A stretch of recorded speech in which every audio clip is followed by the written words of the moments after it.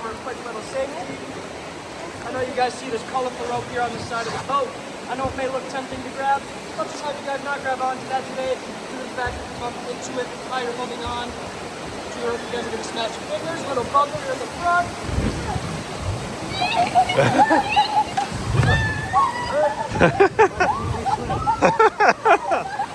Wow.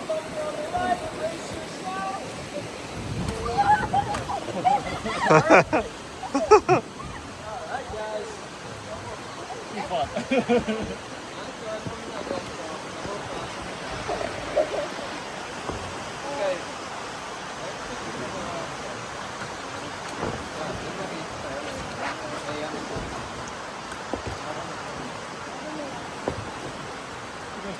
Okay. Та ти не рвеш. З того боку, справа, справа. Підгрібайте.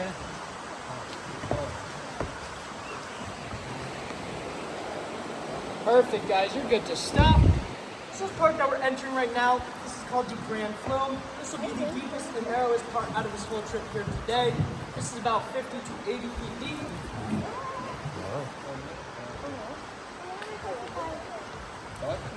Більше себе в метрах So сказав. this cement block right in front of us here, this was used back in 1870 for this pulley system that we had. So back then we had these 2-ton wooden boats. I don't know if you guys saw the one out front of the Welcome Center. That's what we used to use. And because they weighed about 2 tons, we couldn't really lift the boats up ourselves. So what that pulley system did is it dragged those boats from the bottom of the stream right back up to the top for us. Цікаво, так вниз іде. So the rocks you guys are seeing that are part of these chasm walls, a lot of them are just not any ordinary rock. So a lot of these are actually sandstone, but they're Potsdam sandstone on the back. So you guys can kind of tell the difference just due to that red tint that the rocks have.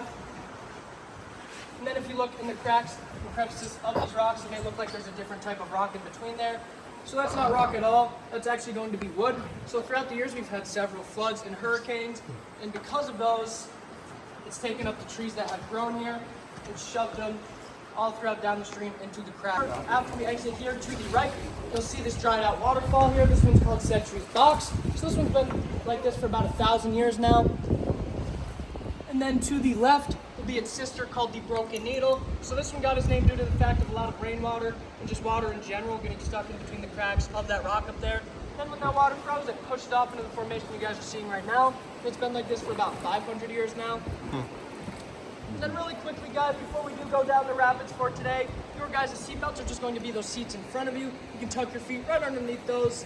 For my people up front, it's a little harder for you guys because there is no seat up there. So you guys can either tuck them to the bottom of the boat, or you guys can have someone hold the back of your guys' life jackets. But the rapids aren't even that bad today, so it shouldn't even really be a problem. Я думаю, що ні. So this is where my paddlers are very important here. So when we get a little closer to the rapids and I ask for that paddle forward, I'll just make sure we get some speed, guys, and we'll have some fun. О,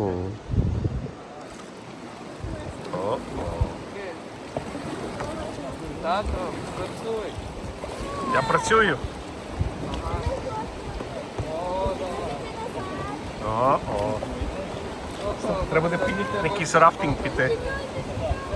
Є така? Є, я знаю. Його кем ходив. О, Almost there, guys. о, о. Вау.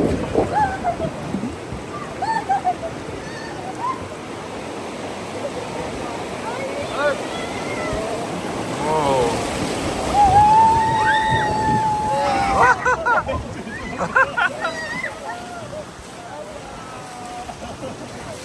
Класно.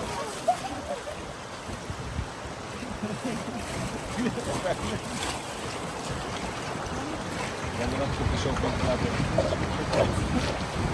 Ну, після того зацікавила така штука, що піти. О, я знаю, я знаю.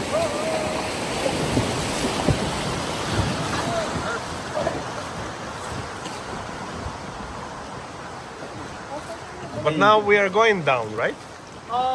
That little part right there, yeah, but now we're flat again. It doesn't feel like this. We are flat. Yeah, I know this optical illusion can be pretty crazy sometimes. True. So this part that we're entering right here, guys, this is called Whirlpool Basin.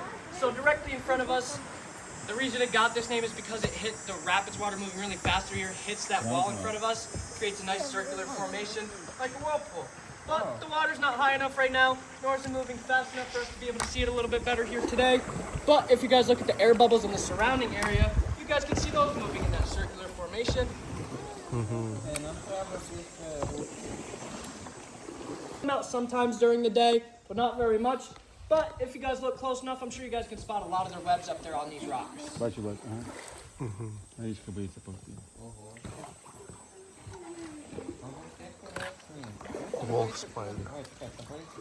So if you guys look above us, also to the right, you'll notice that these trees are growing downwards. So the reason for that is due to the fact that they don't get enough direct sunlight from up above.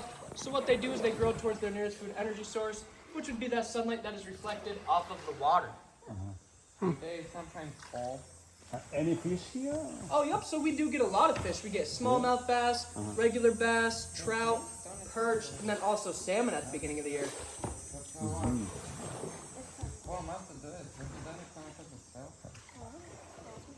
But this is close area for people, for example, who live here, you want and swim here, can or no? Unfortunately, right in front of us, towards those bushes back there, I've seen quite a few deer. I have seen some otters swim through here. We do get a lot of snapping turtles as well. I've had people ask me if I've seen any bears. Those I have not. I'm sure they're around here though. I just haven't personally seen them. And then I also got asked earlier if I've ever seen a moose here, and I have not. But like I said, I'm sure those are still around the area as well. I just haven't personally seen them. For the moose, you have to go to Canada. Yeah. Я ж не знаю, що ми з Канади, що можете зробити. А what about індіанці, national people? Аборигін. Не аборигін, так?